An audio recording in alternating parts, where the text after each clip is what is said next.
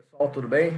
Hoje são 26/7/2021, segunda-feira. Estamos gravando aí a nossa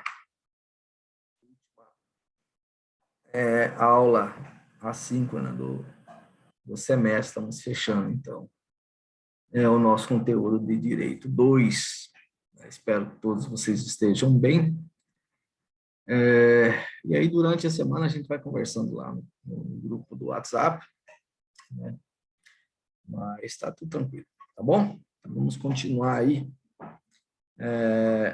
da onde nós paramos. Na aula passada, nós falamos sobre as práticas comerciais, né? E estamos vendo agora as práticas abusivas no mercado de consumo. Vamos lá. Compartilhar aqui com vocês a tela. Então, as práticas abusivas estão lá, como eu já disse, entre os artigos 39 e 41 do Código de Defesa do Consumidor. Tá? Nós paramos aqui, ó. Colocar no mercado de consumo qualquer produto ou serviço que não estejam de acordo com as normas expedidas pelos órgãos oficiais competentes, assim como normas da Associação Brasileira de Normas Técnicas, do Conselho Nacional de Metrologia, normalização, qualidade industrial e tudo mais. Tá? Essas normas, elas existem, não é à toa, para que se assegure a qualidade dos produtos colocados no mercado de consumo, né? Que atentem às melhores práticas, do ponto de vista da manufatura industrial, como também das questões sociais e ambientais, né? E que os produtos colocados no mercado de consumo sejam, antes de tudo, seguros para quem vai utilizá-lo. Então, quem não observa isso, pratica, né, um ato abusivo, né, contra a segurança das pessoas, dos destinatários dos seus produtos e dos seus serviços. Tá?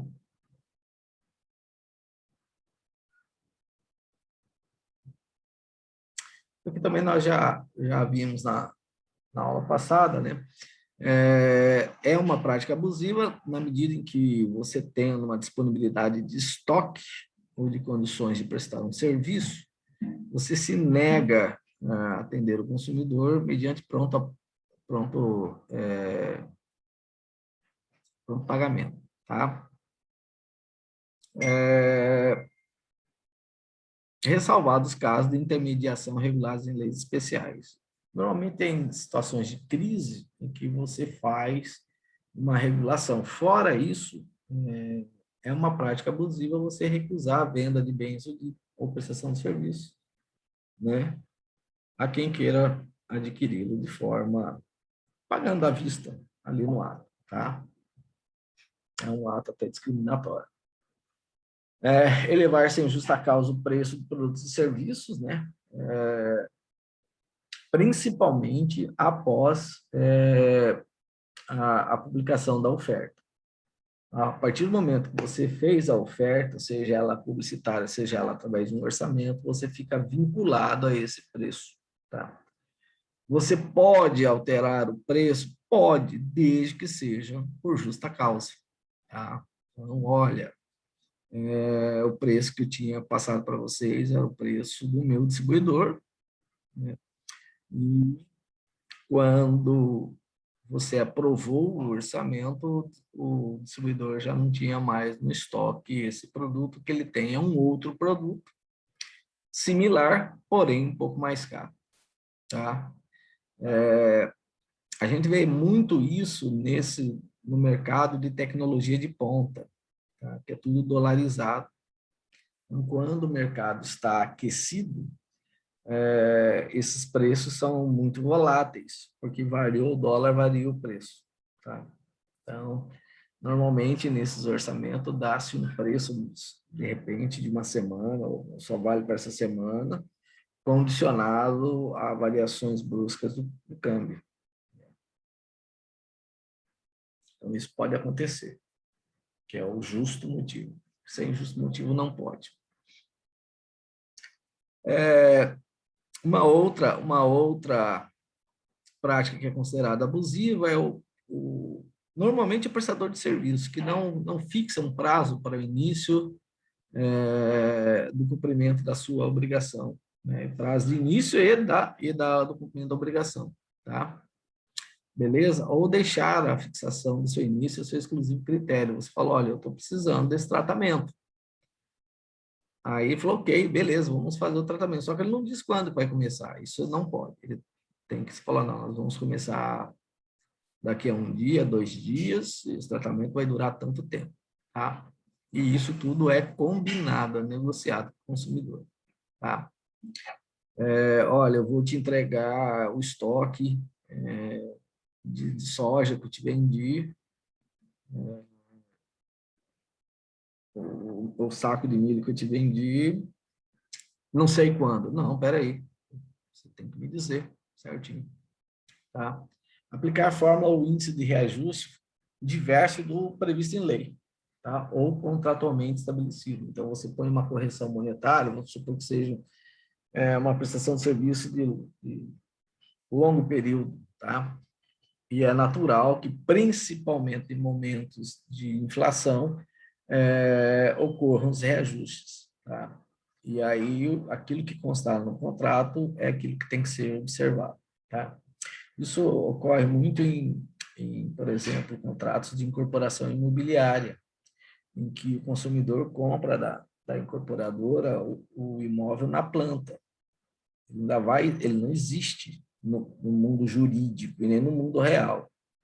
Ele só vai passar a existir no momento em que a prefeitura, já no final da obra, ela faz uma fiscalização para ver se a obra foi executada de acordo com o projeto que ela aprovou, e ela vai dar um documento chamado habites. Com esse documento, o habites, a incorporadora leva esse documento no cartório de registro de imóveis, onde está registrada a incorporação, e aí, a partir daí, o cartório vai gerar a matrícula de cada unidade autônoma. Pode ser um apartamento ou uma casa, um terreno, um condomínio horizontal, o que seja. Tá? Nesse momento, aqui no mundo jurídico, passou a existir o bem adquirido mediante contrato de incorporação, né? Na verdade, ele não foi adquirido porque, como eu disse anteriormente, o imóvel não existe, existe uma pretensão de entregá-lo no período, né? O que você faz quando dá incorporação, quando o imóvel está no projeto, né, está na planta, você faz um contrato preliminar de promessa de compra e venda. Você promete que quando o imóvel existir, você vai formalizar um contrato de compra e venda, e a incorporadora promete que em um determinado período vai te entregar o imóvel aquele específico, aquela unidade autônoma, não vai oferecer para outra pessoa, pelo preço tal. Óbvio que esse preço é no dia que você assinou o contrato de compra e venda. 2, 3 anos depois, o preço do imóvel é outro. Principalmente se o mercado imobiliário subir, valorizar, né? Se você, no dia que você assina o contrato de promessa de compra e venda de um imóvel, paga a integralidade do que está ali, você está tranquilo. Deu o prazo, ele vai receber o habite, vai fazer a vistoria de entrega para você, vai te entregar a chave e vai te passar a escritura. Você não tem nada a que pagar. Mas se você pagar uma parte só, provavelmente vai vir vários reajustes aí, inclusive a do mercado imobiliário, tá? Então, por isso que às vezes você pega um contrato, um apartamento, vamos supor, de 100 mil reais, aí durante a construção você pagou 50 mil, quando você vai formalizar o contrato propriamente dito, você ainda tem uma dívida de 120 mil, porque o apartamento valorizou antigamente, ele valia 100, hoje ele vale 170 mil, você pagou 50, então você deve 120 mil, você vai financiar 120 mil, tá? Então, isso tudo normalmente é estabelecido no contrato, ok? Então, se estiver tudo pactuado, tudo certinho, não é prática abusiva. Agora, se não cumprir o que está no contrato, ou o índice adotado para aquele segmento, aí sim é uma prática abusiva. Tá?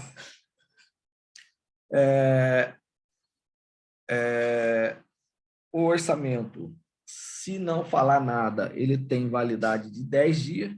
Tá?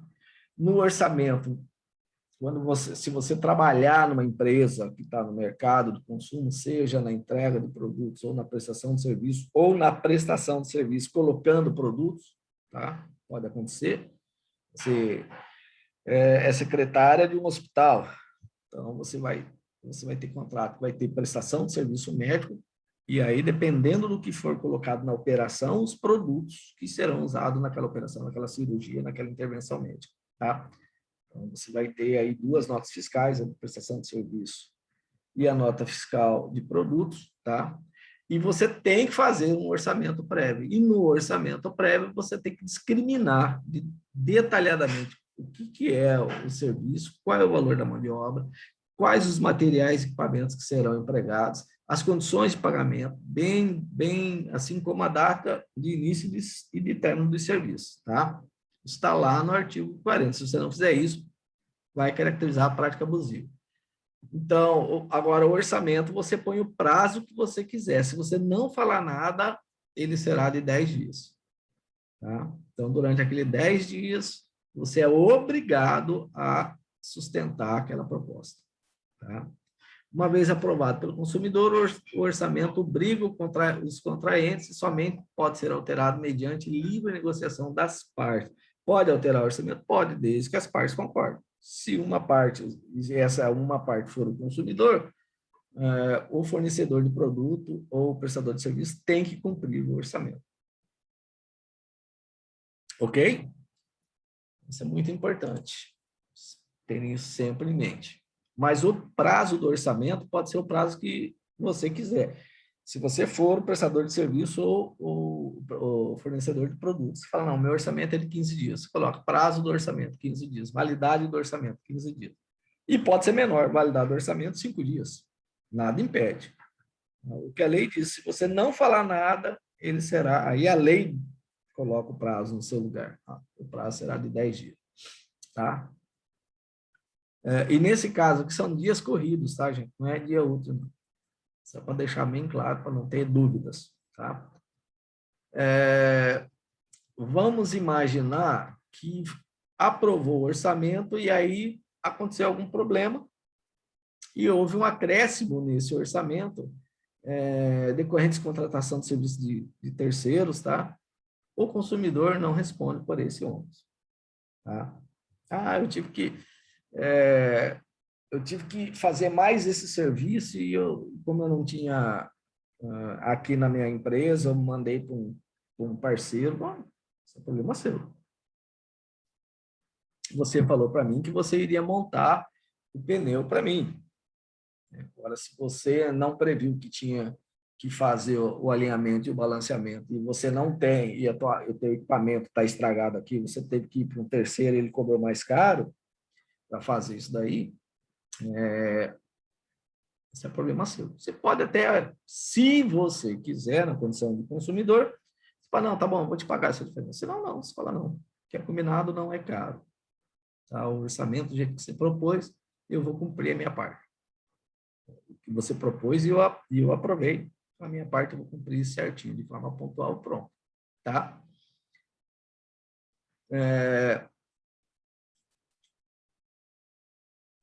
Aqui tem uma outra situação.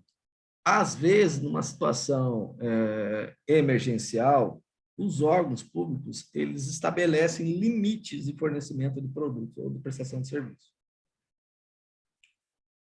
Tá? Nós estamos vendo isso. No caso, o exemplo que eu vou dar não é de consumo, tá? Mas serve como um exemplo, como se fosse no mercado de consumo. Por exemplo, a questão da vacinação dessa pandemia. Tá? Não é relação de consumo. Tá?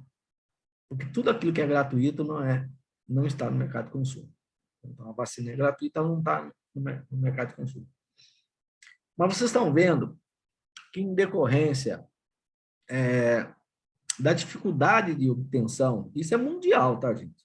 De obtenção das doses, conforme as indústrias estão produzindo, os países estão comprando e estão brigando no mercado internacional para comprar essas doses, o Ministério da Saúde, junto com os estados e com os municípios, montou o Plano Nacional de Imunização e foi elegendo prioridades na linha do tempo.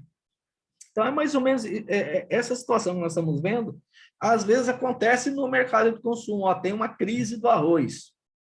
Não está tendo arroz para todo mundo, né? Os países produtores de arroz deu um problema climático lá e a produção de arroz no mundo caiu 40%. Então, não vai ter a fartura de arroz. Nós vamos limitar a um pacote por família. Tá?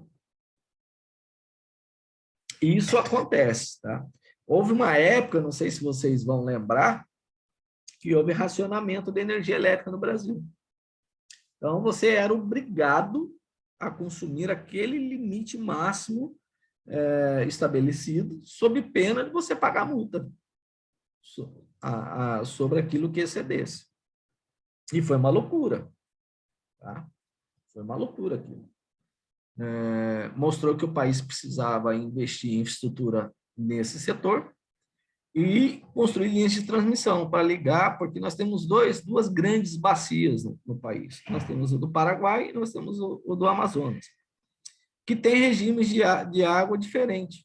Então, onde está cheio no sul é o momento que está seco lá em cima, lá na bacia do Amazonas, e vice-versa. Quando a bacia do Amazonas está cheio, a bacia do Paraguai está vazio. Então, você ter linhas de transmissão que interligam essas duas bacias, né, foi fundamental. Então, quando a capacidade de geração de energia da bacia do Paraguai cai, porque está na estiagem, no período de estiagem, e o da Amazonas está com todos os seus rios, mananciais hídricos superabastecidos, gera-se mais lá para atender não só o norte e o nordeste, mas também para suprir o centro-oeste, sul e sudeste. Então, manda a energia vem do norte para essa região. Da mesma forma, quando ocorre o inverso. Aí manda energia através das linhas de transmissão que interligam as duas bacias para abastecer centro-oeste, norte e nordeste. E conseguimos resolver esse problema. Tá? Isso não quer dizer que a gente não possa ter uma situação no futuro, considerando que o regime de águas do planeta está mudando. E isso não tem nada a ver com a ação humana. É do planeta, isso é normal. Quem estuda geografia, essa parte aí, sabe bem, climatologia, sabe bem do que eu estou falando. Tá? A imprensa não mostra isso. A imprensa, infelizmente, nos últimos anos no Brasil, ela mais desinforma do que informa. Tá? E quando informa, informa mal. Uma qualidade da informação muito questionável.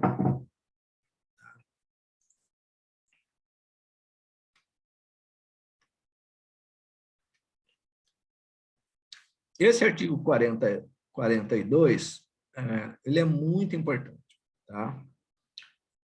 Pode ocorrer, e ocorre bastante, que o consumidor fique inadimplente. Ou seja, não pagou alguma prestação, não cumpriu a obrigação dele. Tá?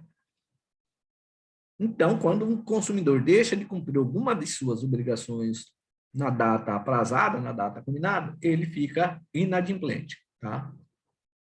Esse artigo 42 diz o seguinte, olha, é direito do fornecedor de produto ou do prestador de serviço cobrar dívida do consumidor. É lícito, é direito dele, do consumidor inadimplente, lógico. No entanto, na hora de fazer essa cobrança, não pode expor o consumidor ao ridículo. Nem poderá submeter o consumidor a qualquer tipo de constrangimento ou ameaça.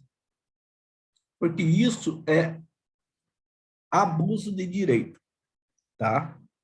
O que é abuso do direito? É o fornecedor do produto ou prestador de serviço que, quando vai exercer o seu direito de cobrar, exerce da pior forma possível em relação ao consumidor, ao seu devedor, que é o consumidor. Tá? Então, se você tem várias formas de você fazer a cobrança, e você escolhe a mais gravosa para o seu devedor, você comete um ato ilícito chamado abuso de direito. E o abuso de direito é punível com indenização por danos morais. Tá? Então, o Código de Defesa do Consumidor veio reparar isso aí, porque antes do Código de Defesa do Consumidor era normal. Você chegava num local lá e o pessoal trabalhava com cheque, você ia pagar o cheque, tinha atrás do caixa lá um monte de cheque sem fundo, expondo o titular daquelas contas ao público. Isso não interessa. Se você tem um cheque sem fundo, você entra na justiça e cobra dele. Ah, mas demora. Pois é, mas é melhor demorar e receber pelas vias normais do que expor o consumidor ao ridículo e não receber e ainda ter que indenizar o consumidor por danos morais. Tá? Então, isso está no artigo 42. Até mesmo a carta de cobrança, ela não pode ser identificável, o envelope, que é uma carta de cobrança, por terceiros. Tá? Tem que tomar muito cuidado se vocês forem assessorar uma empresa que está no mercado de consumo e eles falam, nossa taxa de inadimplência está muito alta, como é que nós vamos fazer? Vamos cobrar os inadimplências, mas sem cair no artigo 42 do Código de Defesa do Consumidor. Porque senão nós vamos responder por danos morais. Aí você está cobrando uma dívida de R$500 e é condenado em 3 mil de danos morais. Não é negócio. E olha aqui, no parágrafo 1º do artigo 42, tá? Diz o seguinte, o consumidor que for cobrado em quantia indevida tem direito à restituição do indébito, ou seja, tem o direito a restituir aquilo que ele pagou a maior. Tá? Tranquilo? E aí ele diz o seguinte, pelo valor igual ou ao dobro do que pagou em excesso, acrescido de correção monetária e juros legais, salvo hipótese de engano justificável. Então, vamos imaginar que o consumidor está devendo para alguém R$500 e você cobra R$800 dele. Então, essa diferença... E ele pagou R$800. Depois ele viu e falou, não, mas eu não devia 800, eu devia só 500. No mínimo, você vai ter que devolver esses R$300. E se ficar demonstrado que você agiu de má fé ou com culpa, negligente, imprudente ou imperito, esses R$300 pode virar o dobro. Então, não. Eu devia 500, você me cobrou 800, eu paguei, depois eu fui ver que não era só 500, esses 300 eu quero que você me devolva pelo dobro. Aí você poderá, por conta desse parágrafo do artigo 42, ser condenado a devolver R$600. Se cobrou 500, você tem que devolver para ele 600. Aliás, ele te devia 500, você cobrou 800, foi demonstrado sua má-fé, você devolve para ele 600. Não é um bom negócio, tá? Então, isso também está no artigo 42, no parágrafo 1º. E um outro detalhe, que está no parágrafo 2º do artigo 42. Em todos os documentos de cobranças de débitos apresentados ao consumidor, deverão constar o nome, o endereço e o número da inscrição no cadastro de pessoas físicas, CPF, se for uma pessoa física que esteja praticando um serviço ou entregando um produto no mercado de consumo, e se for pessoa jurídica, a razão social e o seu CNPJ, e o endereço completo. Tá? Mas por que isso, professor? Porque no exercício do direito do consumidor, numa eventual violação de algum direito do consumidor, ele precisa dessas informações para formalizar uma representação, seja na esfera administrativa, seja na jurídica. Tá? Então, nunca se esqueçam, se vocês estiverem assessorando uma empresa que esteja no mercado de consumo, na hora de cobrar o cliente inadimplente, não exponha ele ao ridículo, não cobre quantia indevida, e nessa carta de cobrança tem que constar razão social, endereço completo e CNPJ da empresa. Ok?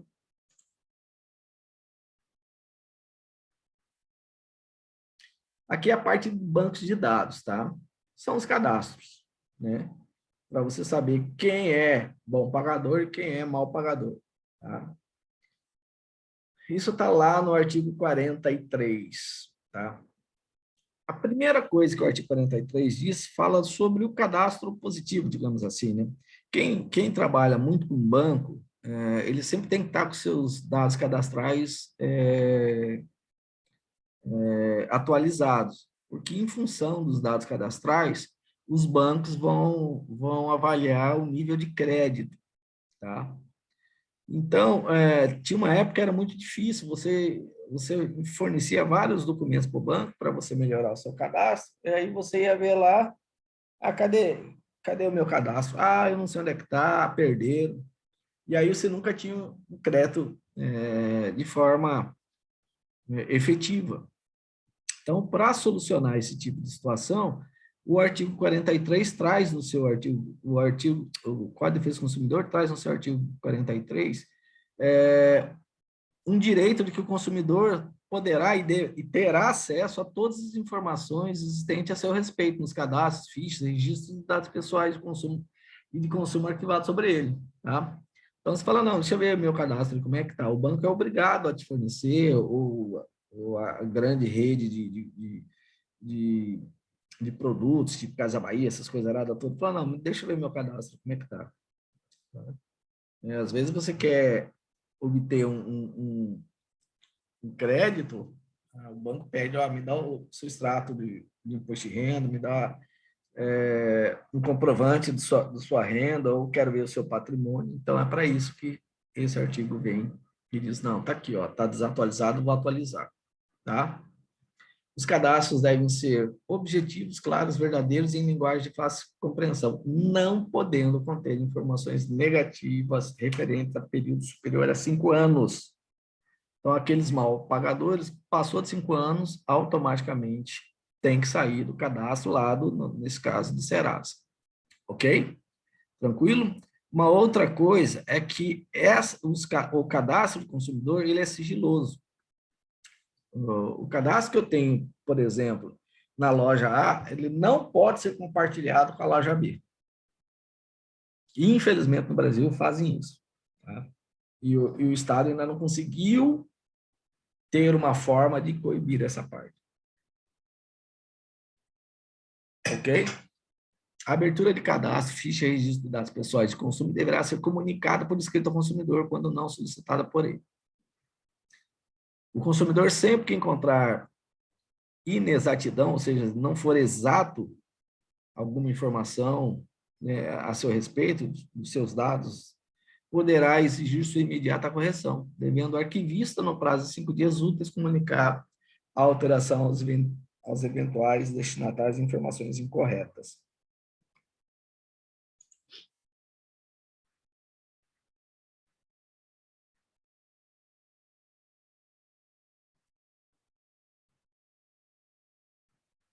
Os bancos de dados de cadastro e cadastro relativos a consumidores, o Serviço de Proteção de Crédito Congênito, são considerados entidades de caráter público. Tá? Portanto, ele está regido pelo artigo 37 da Constituição. Tá? Então, tem que observar o princípio da boa-fé, da moralidade e tudo mais. E da publicidade. Ou seja, qualquer um pode consultar, desde que seja reservadamente. O cadastro é relativo a crédito, a proteção do crédito, não os outros cadastros, tá, gente?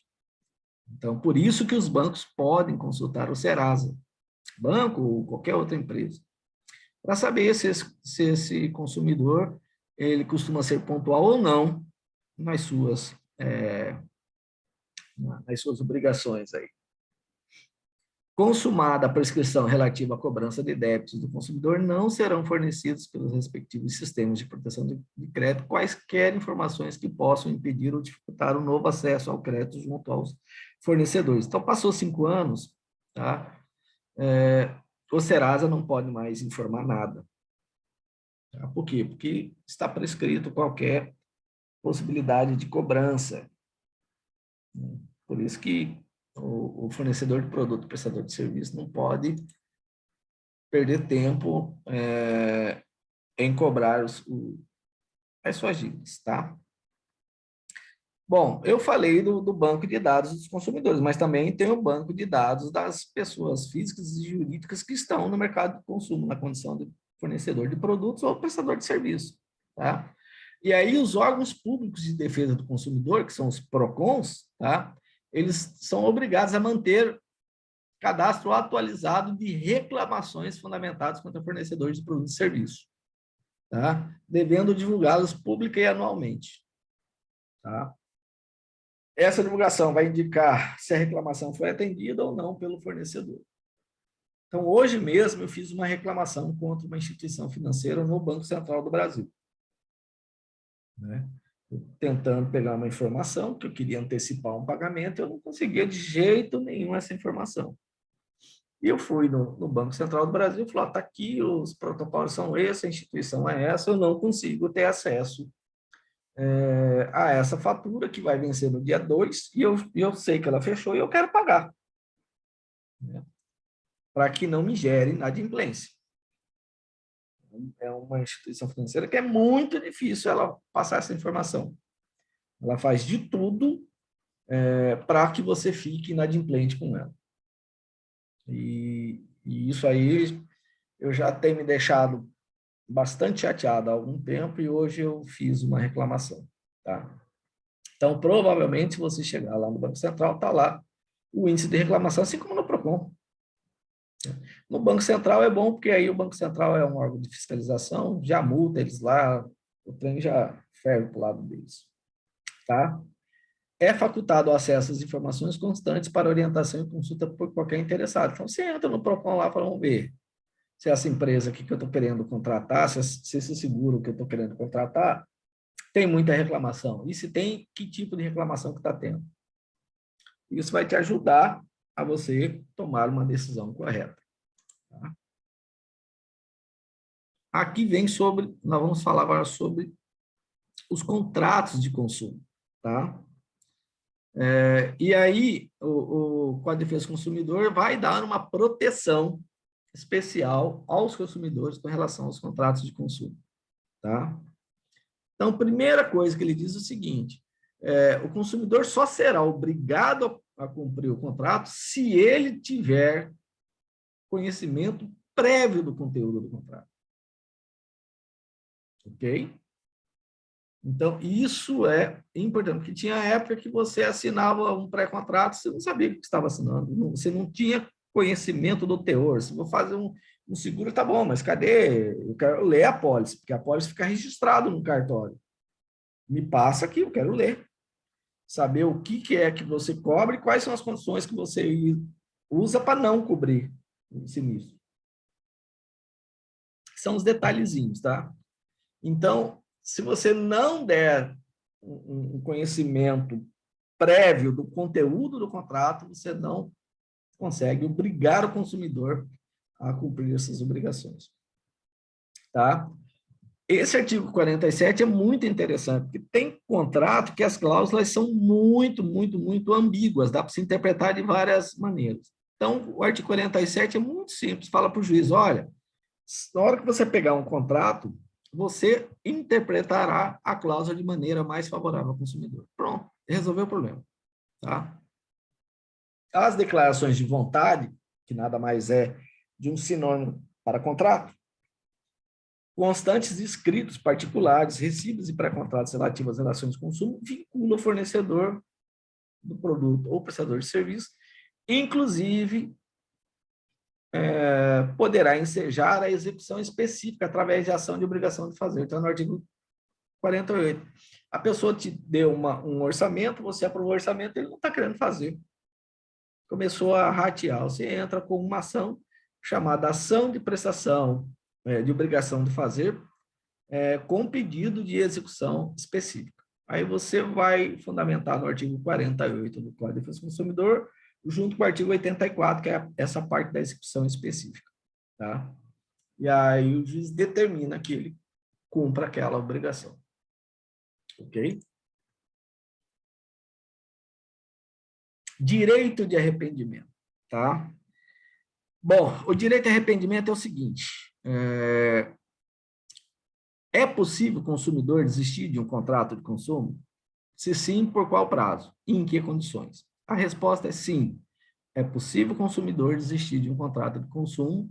O prazo que ele tem é de 7 dias a contar da sua assinatura ou do ato do recebimento do produto ou serviço.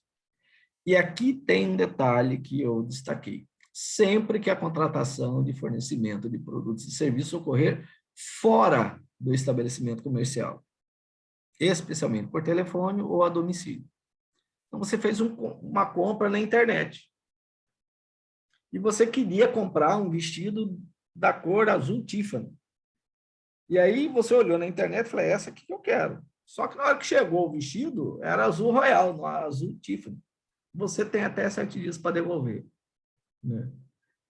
Esse produto sem problema nenhum, e aí o fornecedor do produto ele é obrigado a te restituir aquilo que você pagou, ou substituir se você quiser. Aí é uma decisão do consumidor, tá? Então, veja, aqui em Cuiabá, na Baixada Cuiabana, existe uma tradição no comércio que mesmo que você compre dentro do domicílio, eles te dão 7 dias para você ir lá e trocar, não desfazer o negócio, mas trocar o produto se tiver algum defeito. Então, eles fazem uma mescla e virou uma tradição aqui, tá? Então, não é que você vai chegar lá falando, não quero mais, vamos desfazer o negócio. Isso eles não aceitam. Mas se você tiver algum defeitozinho, alguma coisa, aí sim você pode ir lá e trocar, tá? Tem 7 dias. Passou disso daí, assistência técnica, tá? Agora, quando é fora do estabelecimento, você pode desfazer o negócio, que é diferente, que é o que está escrito aqui no artigo 49. Espero que tenha ficado bem claro isso para vocês, tá? Se comprou um produto, um eletroeletrônico, chegou na hora de testar em casa, ele não funcionou, você volta lá e eles trocam para você. Se passar de 7 dias, se o defeito vier no 8º dia, você não precisa nem ir lá. Já vai na assistência técnica, na nota fiscal e pede para arrumar. Ok? Isso aconteceu comigo recentemente. Eu comprei um micro-ondas, cheguei em casa, o trem girava, mas não esquentava nada. Aí eu voltei lá na loja que eu comprei e falei, ó, esse micro-ondas não tá esquentando. Parece que ele está funcionando, mas não está esquentando. Levou um tempão, mas me deram outro. Não que eles não queriam, mas é tanto documento que os caras geram. Anula uma nota fiscal para gerar uma outra nota fiscal. É uma confusão danada, mas trocaram para mim. E o forno micro-ondas está funcionando hoje tranquilamente, tá? Então, por exemplo, caso meu, eu comprei o computador da Dell no site da Dell. Foi colocado no dia 23 na transportadora. Então, deve estar chegando de hoje para amanhã, depois da manhã deve estar chegando o computador. Se ele vier com defeito, ou se eu me arrepender do negócio, eu simplesmente devolvo. Não atendeu as minhas expectativas, eu tinha uma outra expectativa sobre o equipamento, estou te devolvendo, me devolve o dinheiro. Tá? Então, eu tenho até 7 dias. Por quê? Porque eu não comprei lá dentro da sede, né? Do estabelecimento comercial deles. Comprei pela internet. Tá? Se o consumidor exercitar o direito a arrependimento previsto nesse artigo, os valores eventualmente pagos a qualquer título durante o prazo de reflexão serão devolvidos de imediato, monetariamente atualizados. Você veja que sempre tem essa expressão monetariamente atualizado. Por quê? Quando o Código de Defesa do Consumidor veio, o Brasil tinha inflação. Hoje vocês não sabem mais o que é isso, mas para quem nasceu na década de 60 sabe muito bem o que é isso. Tá? E se um dia voltar a ter inflação, por qualquer problema aí de decisões erradas na macroeconomia, você tem essa cláusulazinha aqui, essa parte na lei para te proteger. Não é bom, tá, gente? Não é bom. A inflação é tudo de ruim. Você acaba empobrecendo a sociedade. Ter uma inflação pequenininha, na ordem de 3%, 4% ao ano, é importante porque ela impulsiona a economia para frente. Mas se você perder esse controle, porque você não tem inflação, significa que a economia também está estagnada, né? Por que que a inflação zero é ruim? Porque o que que é a inflação? É preço, tá? Então, se chega um dado momento que você se especializou numa prestação de serviço, você vai agregar uma tecnologia nova, você vai aumentar o seu preço, e esse preço é que vai gerar a inflação. Então, quando você aumenta o preço de um produto ou de um serviço, porque você agregou tecnologia, porque você está colocando algo novo, isso é salutar. Então, por isso que a gente diz que a inflação em torno de 4%, ela reflete muito isso. Houve um avanço da tecnologia no mercado que impulsionou o preço para cima, tá? O que não pode é na especulação financeira. Ah, eu vou chutar agora aqui, está todo mundo querendo, e o quilo de arroz vai para R$ 60, o pacote de 5 quilos. Isso não existe. Isso é perigoso. Que é o que está acontecendo hoje, por exemplo, com a Argentina. Essa questão da garantia é muito interessante, tá? Está lá no artigo 50, tá? Primeira coisa é que ela é complementar à garantia legal e será conferida mediante termo escrito, ela não pode ser verbal, tá? Então, a gente já sabe que bens duráveis, a garantia legal é de 90 dias, 3 meses, mas na verdade fala 90 dias. Se a sua garantia vier dizendo que você tem garantia contra produtos, contra defeito de fabricação do produto, e essa garantia é de 12 meses, na verdade, a sua garantia passou a ser 12 meses mais os 3 meses da legal, então são 15 meses. Então, por isso que na hora de você, se você estiver assessorando uma empresa que está fornecendo bens de consumo duráveis, e que você vai fornecer uma garantia, porque é interessante do ponto de vista do mercado, de você mostrar, o meu produto é tão bom que eu garanto que ele não tem defeito de fabricação, você tem que ressalvar, ó, a garantia é de 12 meses com a garantia legal. Ou a garantia são 9 meses mais a legal. Então, você tem que fazer essa ressalva, porque se você não ressalvar, ela aumenta em 3 meses a sua garantia automaticamente, tá? O termo de garantia ou equivalente deve ser padronizado, esclarecer de maneira adequada em que consiste a mesma garantia, a forma, o prazo e o lugar onde pode ser exercitado, o ônus a cargo do consumidor, tá? Se tiver algum ônus, devendo ser entregue devidamente preenchido pelo fornecedor no ato do fornecimento, acompanhado do manual de instrução, de instalação, de uso e nota fiscal. E detalhe, com uma linguagem didática. Tá? Com ilustrações. Isso aqui está na lei, tá? Não foi porque eu coloquei aqui que é bonitinho. Ok? Então, por quê? Porque o nível de cognição, o nível intelectual do consumidor varia de 1 para 1. Então, você tem que imaginar que você vai entregar um carro de R$ 300 mil para uma pessoa que tem pós-doutorado, mas que também pode ser uma pessoa que tenha só o 1º grau, mas que é um sojicultor de sucesso, que ele consegue comprar um carro de R$ 300 mil. Então, eu tenho que prestar atenção em todas essas nuances, tá? E aí sim, você tem que dizer tudo. Por exemplo, garantia de carro, não cobre vela, a não ser que essa vela estrague logo em seguida, tá? Por quê? Porque são as peças de desgaste, pastilha de freio, filtro, isso aí não está coberto por garantia nenhuma, mas tem que dizer lá, tá? Então, por exemplo, pintura, isso é meio padrão no Brasil, que a garantia é de 5 anos. Ainda que a garantia do carro, motor, câmbio, seja de 1 ano, a de pintura, normalmente, no Brasil, é de 5 anos. Mas está lá, você tem que ler no manual, que vai estar lá escrito. Ok?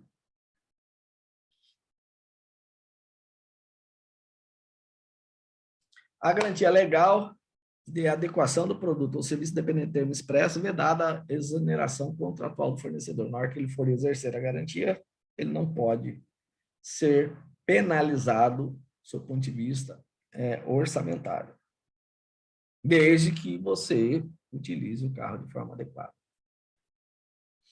Aí vem as famosas cláusulas abusivas dos contratos de consumo, está no artigo 51.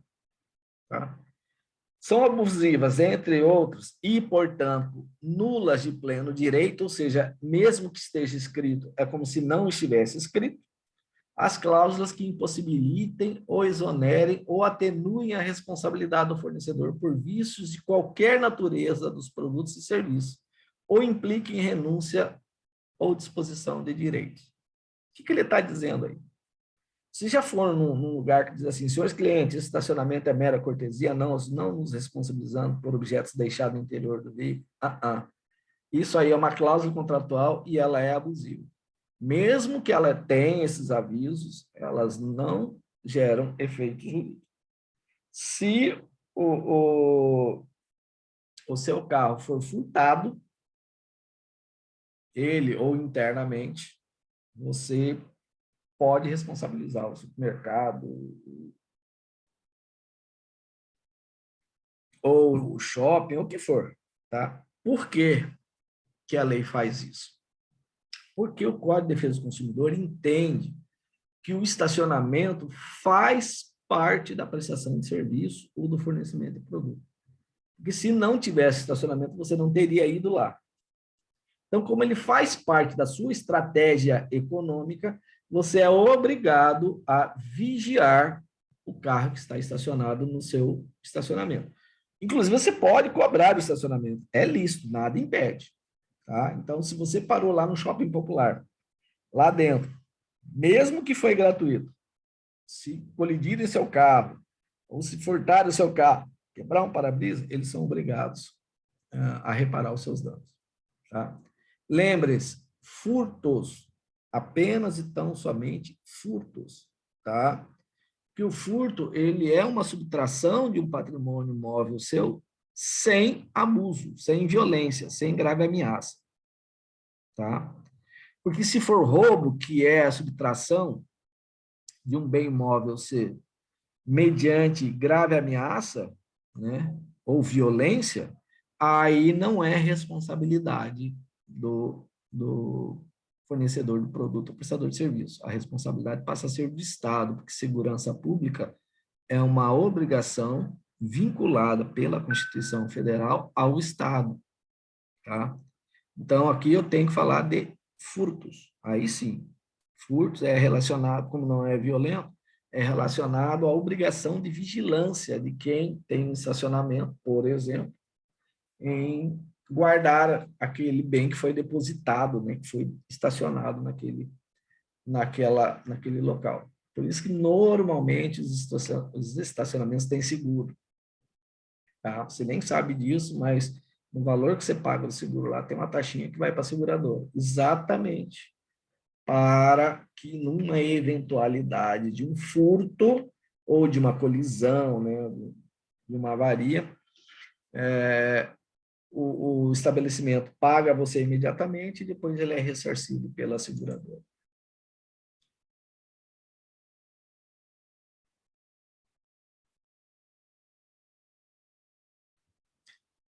Eu tinha um cliente que ele era um loteador aí famoso na cidade, e ele fazia um contrato assim, vendo o terreno lá, o lote dele lá, era sempre loteamento de baixa renda, R$ 500 por mês,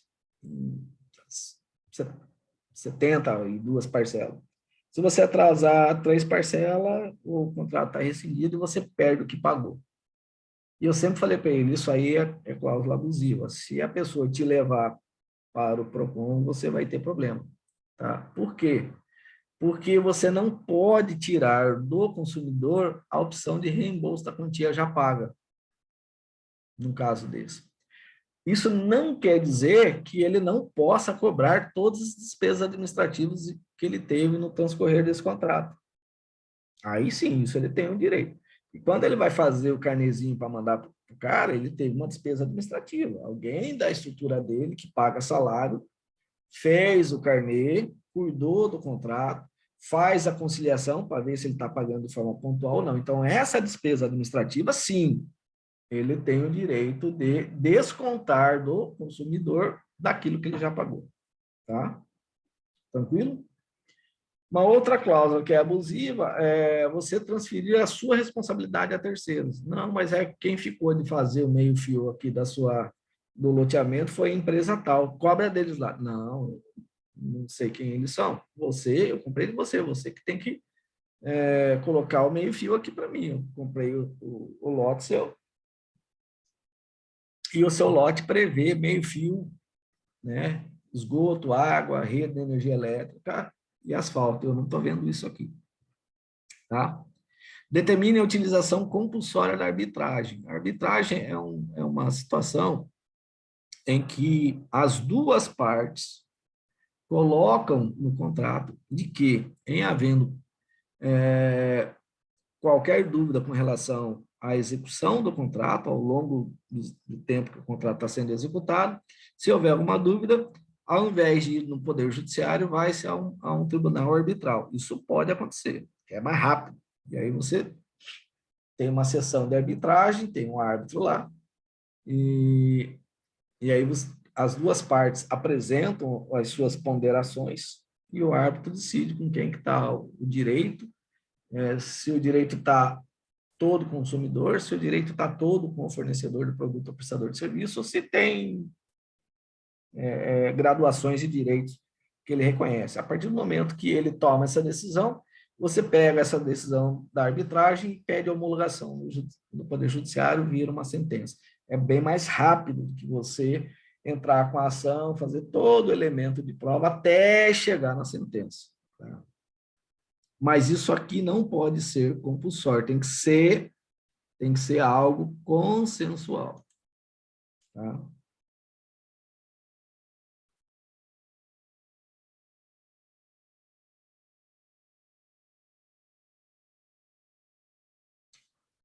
Obrigações iníquas. O que são obrigações iníquas? Não tem valor econômico. Tá? Então, se tiver uma cláusula que impõe a qualquer das partes obrigação iníqua, notadamente os consumidores, ou abusivo, que é exageradamente, né, do seu ponto de vista econômico, que coloque o consumidor em desvantagem exagerada, ou que sejam incompatíveis com a boa-fé ou com a equidade, ou seja, com o equilíbrio entre os direitos e obrigações, aí, tanto do fornecedor de produto, prestador de serviço, com o consumidor, essa cláusula é também considerada abusiva e ela é como se ela não existisse. Veja que toda vez que há uma intervenção do Poder Judiciário em que ele vai aplicar o artigo 51, ele não aplica em todo o contrato não, tá, gente? Ele vai aplicar na cláusula. Ele fará sempre o máximo para preservar o contrato, a não ser que essa cláusula seja vital do contrato. Se essa cláusula é a essência, é vital do contrato, aí sim, ele diz que a cláusula é abusiva e rescinde o contrato. Tá? Estabeleça inversão da prova em prejuízo do consumidor. Tá? A inversão dos danos da prova é sempre para o consumidor, a favor do consumidor, nunca contra. Se tiver uma cláusula assim, ela é como se ela não existisse. Impõe a representante para concluir ou realizar outro negócio jurídico pelo consumidor. Não pode. Isso não pode, tá? O consumidor é que sempre irá concluir o ato jurídico, o negócio jurídico, vocês vai assinar o contrato, tá? Ele pode, o consumidor, utilizar um procurador para assinar o contrato de consumo em seu nome? Pode. Com poderes específicos? Pode. Mas não porque o fornecedor de produto está impondo. Tá? É uma opção do consumidor. Eu estou numa outra cidade e eu quero comprar um trator lá na outra cidade para minha fazenda. Eu passo uma procuração para o meu gerente, vai lá e compra no meu nome. Aí pode. Tá? E aí foi uma decisão, uma deliberação do consumidor, e não uma imposição da concessionária lá do trator. Tá?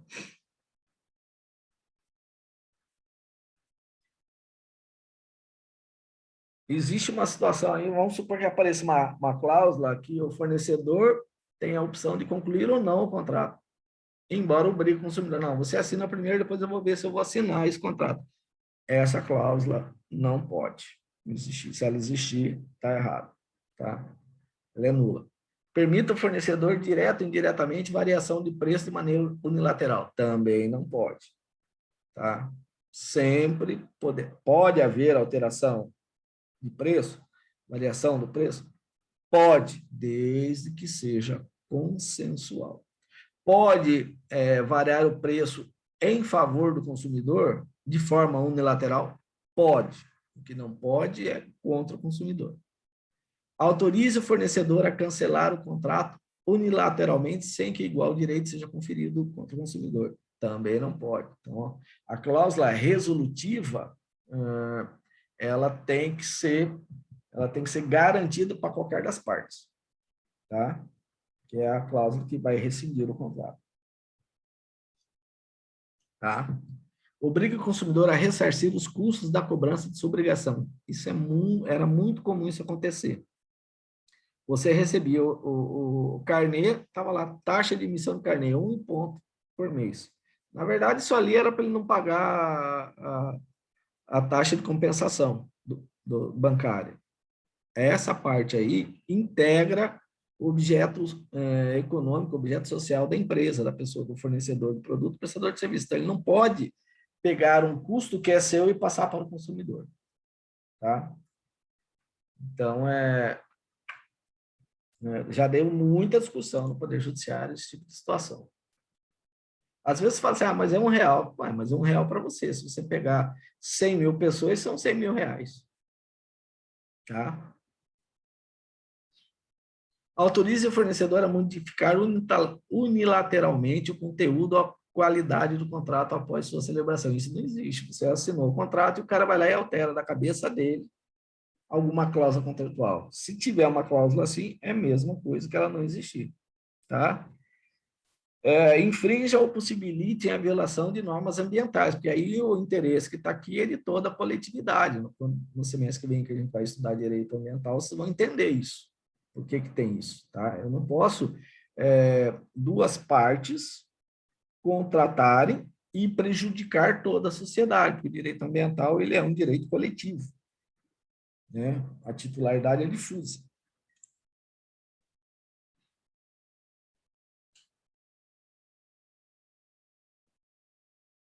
Esteja em desacordo com o sistema de proteção do consumidor, que é o que está aqui dentro, né? Possibilite a renúncia do direito de indenização por benfeitorias necessárias, tá?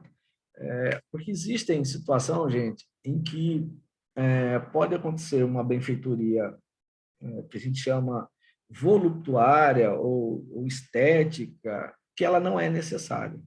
Tá? E existem as benfeitorias que são necessárias. Você comprou o apartamento e você viu que tem um problema aqui e eu vou resolver esse problema, porque esse problema coloca em risco a estabilidade de toda a edificação. Eu vou reforçar esse pilar. E você foi e reforçou, tá? E aí tem uma cláusula que diz assim, ó, se você fizer alguma benfeitoria necessária, você abre mão de você se ressarcir dessa despesa. Se tiver uma cláusula assim, você alega que essa cláusula é abusiva, com certeza o judiciário vai declará-la abusiva e vai te garantir o direito de se ressarcir dessa despesa que você teve porque a benfeitoria era necessária. Não, mas aí eu quis trocar a pastilha da minha casa, botar uma mais bonitinha. Essa não é uma benfeitoria necessária.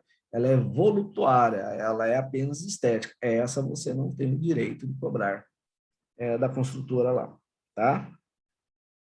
E tem as cláusulas exageradas, tá? Que não são abusivas, mas são exageradas. Essas aí podem ser declaradas nulas e pleno direito ou não, ok? São as que ofendem princípios fundamentais do sistema jurídico a que pertence. Tá? Então, se ela ofende, por exemplo, o princípio da vulnerabilidade do consumidor, é uma cláusula exagerada. E aí você pede a adequação da cláusula para ela deixar de ser exagerada. Restringe direitos e obrigações fundamentais inerentes à natureza do contrato, de tal modo a ameaçar o objeto ou equilíbrio contratual, é uma cláusula exagerada, se mostra excessivamente onerosa para o consumidor, considerando-se a natureza, o conteúdo do contrato, o interesse das partes e outras circunstâncias peculiares do caso. Por exemplo, vamos imaginar que seja uma cláusula em que o contrato seja em sacos de soja. E fala assim, essa prestação será de, sei lá, 80 sacos de soja. E, de repente, houve um desequilíbrio qualquer aí, porque o saco de soja, gente, é vinculado ao dólar, tá? É a Bolsa de Valores de Chicago que fixa o valor da soja no mundo inteiro.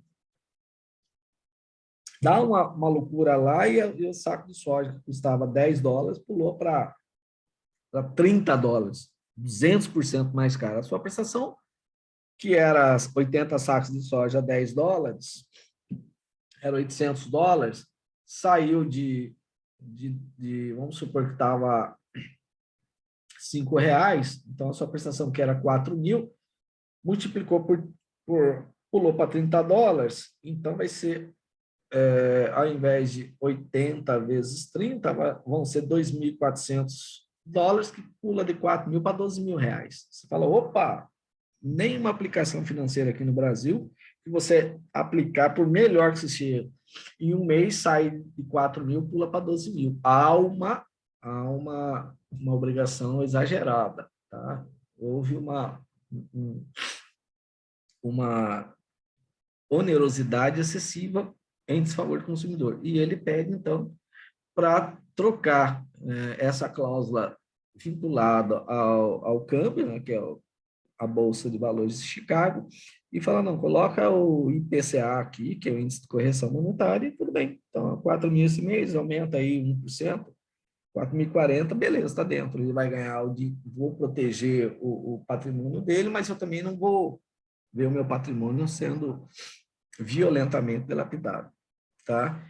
E aquilo que eu falei lá atrás, a nulidade de uma cláusula contratual abusiva não invalida o contrato, a não ser que essa cláusula seja essencial à integração de todo o contrato, tá? Então, por exemplo, se atingir preço, né, que ficou inviável, você achar um preço ou objeto do contrato, né, condições de pagamento ficou inviável, são praticamente essas três cláusulas são essenciais.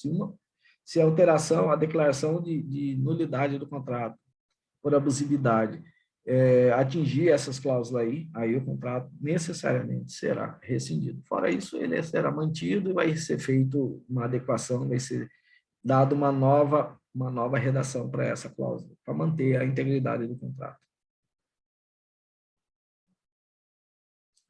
Aqui são os contratos de consumo, tá? de financiamento, está lá no artigo 52. Tá? Então, você tem que dar o máximo de informação possível para o consumidor. Os caras fazem assim, uma química lá que fica difícil, até mesmo uma pessoa que é formada em administração, contabilidade, entender o que os caras colocam.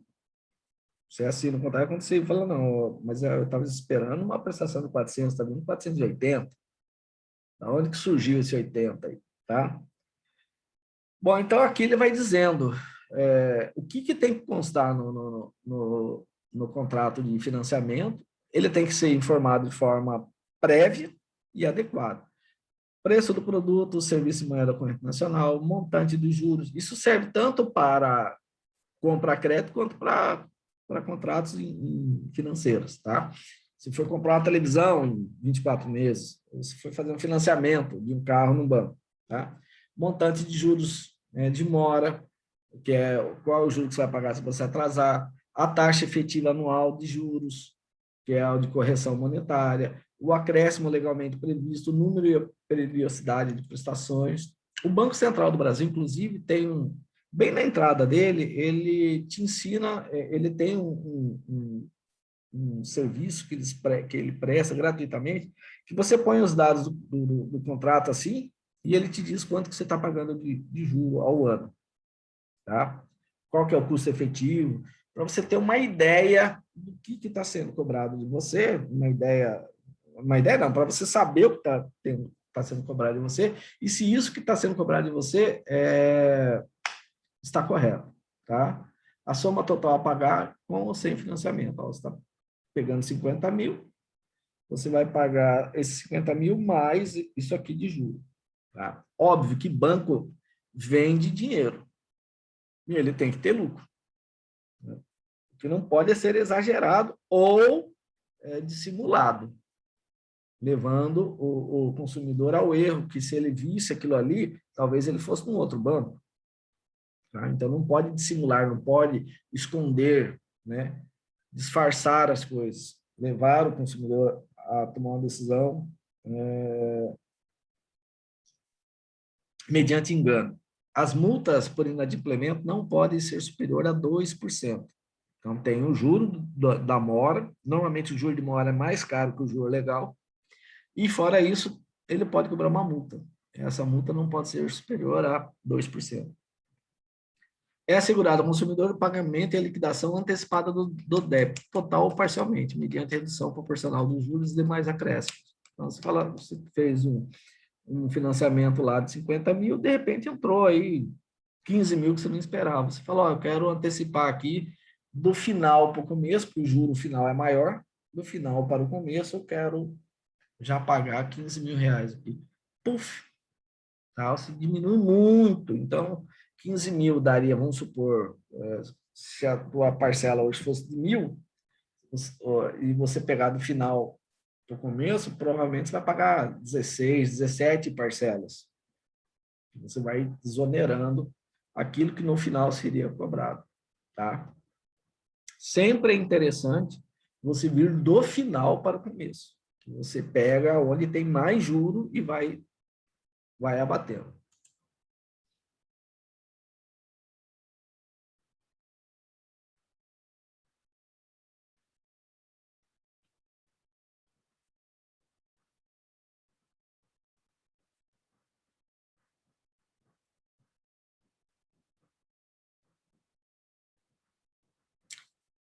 Vamos lá. Aqui são contratos de financiamento que tem uma cláusula chamada alienação fiduciária. Tá? Essa cláusula ela é complicada, uma mudança na lei ela é muito complicada. Tá? Quando você põe uma garantia fiduciária, você já está dizendo que aquele bem imóvel ou aquele bem imóvel já não é mais seu, é do banco lá que está financiando. Vai continuar sendo seu se você for pontual. Se você atrasou, ele pode exercer o direito de passar aquele bem imóvel ou imóvel para o nome dele. Tá? É óbvio que se tiver uma cláusula de alienação fiduciária, que além disso, diz que você perde de forma total as prestações já paga, essa cláusula é nula. E é nula, inclusive, a cláusula de alienação fiduciária. Dificilmente você vai ver isso, mas quando o Código de Defesa do Consumidor vê isso aí existia. Vocês têm que tomar muito cuidado quando vocês forem fazer um contrato que tenha como garantia do contrato uma alienação fiduciária. Tá? Eu estou com um caso aqui, o cliente fez um contrato para pegar R$1 milhão, pagou 2 prestações só de forma pontual, mas conseguiu pagar 45% do contrato, tá? Ficou devendo 55%, e ele tinha dado um imóvel. Tá? E o imóvel que ele deu em garantia era 6 vezes mais caro, maior, né, o valor maior do que o valor do financiamento. E o banco simplesmente pegou o imóvel. Então, ele recebeu 45% do contrato e ainda ficou com o imóvel que está indo a leilão. Tá? Então, tomem cuidado. E depois, para você reverter isso no Poder Judiciário, é muito difícil. Tá? Nos contratos do sistema de consórcio, você pode desistir. Tá? E aí, o que acontece quando você desiste do consórcio? Você pede a devolução do que você estava cotizando, que são cotas. O que é o consórcio? Várias pessoas se reúnem, cotizam, e aí vai e compra à vista um produto e sorteia entre os cotizadores. Fica muito mais barato do que você fazer um financiamento. Tá? Mas todo mundo tem que pagar a cota, porque se você deixar de pagar, você prejudica todo o grupo. Ok? Então, o que acontece? Existem as administradoras de consórcio. Se um desiste, imediatamente eles põem outro no lugar. Só que daí, na hora que você pede a devolução daquilo que ele pagou, o que as administradoras normalmente fazem? Ok, eu só vou devolver no final do grupo. E fica trabalhando com o seu dinheiro, aplicando seu dinheiro.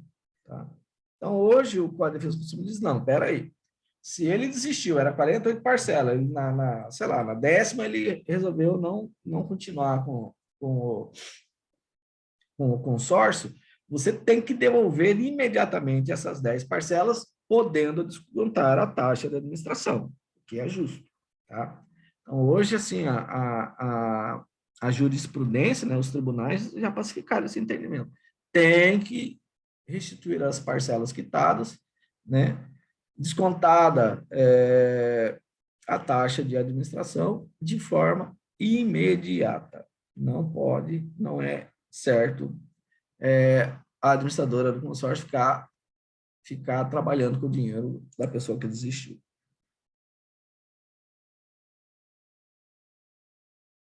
Sanções administrativas, tá? Então, como nós vimos lá atrás, o Estado ele é obrigado a estar dentro do mercado de consumo fiscalizando, tá? E aí, o que acontece? Quando o Estado vê que tem algum problema no mercado de consumo, ele intervém e pode aplicar sanções administrativas, tá? Fora as sanções de natureza civil, que daí o consumidor tem que exercer esse direito, e as sanções penais, que aí é o Ministério Público que aqui mexe. Tem uma parte no Código de Defesa do Consumidor que é só os ilícitos praticados no mercado de consumo. E aí, o titular dessa ação é o Ministério Público. Eu não falo isso aí porque não é interesse para nós, do ponto de vista de quem vai ser bacharel em secretariado executivo e que vai estar assessorando uma empresa que esteja no mercado de consumo. Você tem que saber que existe, sim, atos praticados no mercado de consumo que são tipificados como crime, e aí o gerente, o sócio poderá ser preso em decorrência de algum abuso que ele fez. Vocês viram o que aconteceu lá naquela cervejaria de Belo Horizonte, que houve um defeito numa serpentina e que misturou um produto refrigerante na cerveja e matou algumas pessoas. Então, isso aí vai dar prisão. Tá? Então, só para vocês terem ter em mente que existe uma parte do direito do consumidor que é relacionada às questões penais. Mas vamos falar agora das sanções administrativas. Então, os fiscais, seja do PROCON, seja dos órgãos de metrologia, da ANS, da ANA, da Agência Nacional de Água, de Combustíveis, da ANEEL, da Anatel, eles estão sempre aí no mercado, olhando tudo. Então, quais são as sanções que ele pode colocar? São todas essas aqui. Tá? Normalmente, ele começa com uma notificação. Tá? Ó, isso está errado, arrume isso e eu vou te dar um prazo de tantos dias para você corrigir.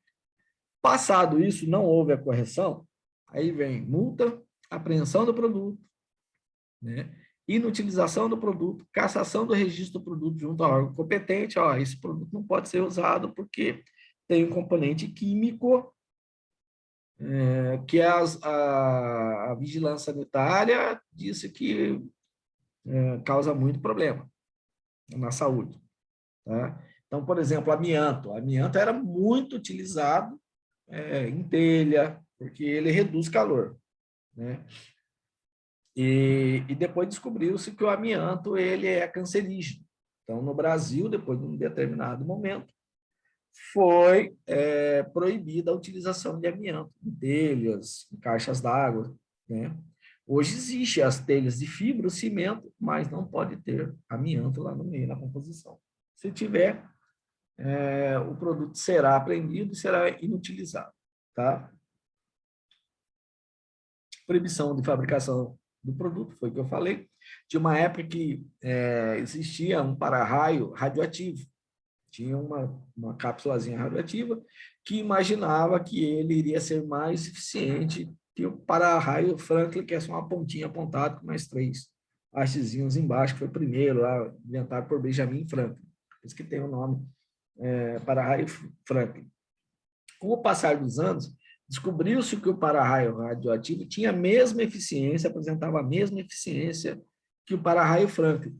E, no entanto, quem ia manipular o para-raio, instalar e dar manutenção do para-raio radioativo, começou a desenvolver leucemia, que é um câncer de sangue. Então, esse produto, com o tempo, foi proibido a sua fabricação. Tá? Suspensão do fornecimento de produtos e de serviços. Então, isso tudo são sanções administrativas, são penas administrativas. Tá? Suspensão temporária da atividade, até você se adequar. Né? As suas balanças aí estão todas irregulares, então nós vamos suspender a sua atividade, é um açougue, Você vai arrumar todas as suas balanças, vamos fazer uma aferição delas, depois que você tiver ok, você volta a vender carne. Tá? Revogação da concessão da permissão de uso, né? E vai sempre graduando, né? Fica cada vez mais pesado, tá? Cassação da licença do estabelecimento da atividade, você fechou a atividade se você cassar. Interdição total ou parcial do estabelecimento, de obra ou de atividade. Teve um restaurante famoso em Cuiabá, que na vigilância sanitária viu isso aí, e foi lá e foi visitar a cozinha e o banheiro e interditou o restaurante. Até que eles resolvessem os problemas lá que tinham. Tá? Interdição administrativa e imposição de contrapropaganda, né? Que é, ó, aqui você vai fazer uma propaganda, né? Desfazendo aquilo que você está falando, tá? As sanções administrativas serão aplicadas pela autoridade competente no âmbito de sua atribuição.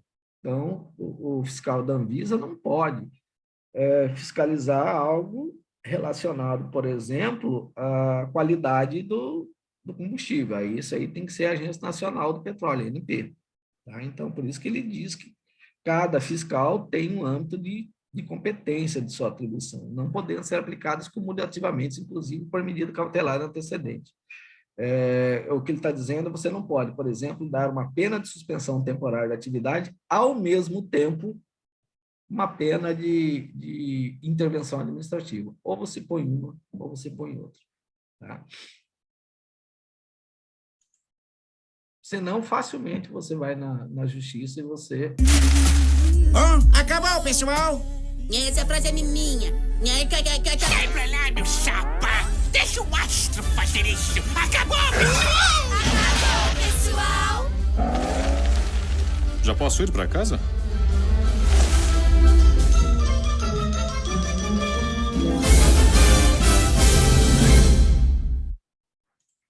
Então, é isso, pessoal. Nós terminamos o nosso conteúdo, né? E aí, vamos ver se na semana que vem, que eu vou dar uma aula síncrona no primeiro semestre, eu já aproveito e faço uma aula síncrona com vocês, só para a gente fechar o semestre, mas em termos de conteúdo não vai ter nada, vai ser só um bate-papo de final de semestre, tá? E falar sobre as médias, como que nós vamos lançar, enfim, tá? Fique com Deus, e aí até a semana que vem, tá bom? Tchau, pessoal, e até o semestre que vem. Tchau, pessoal.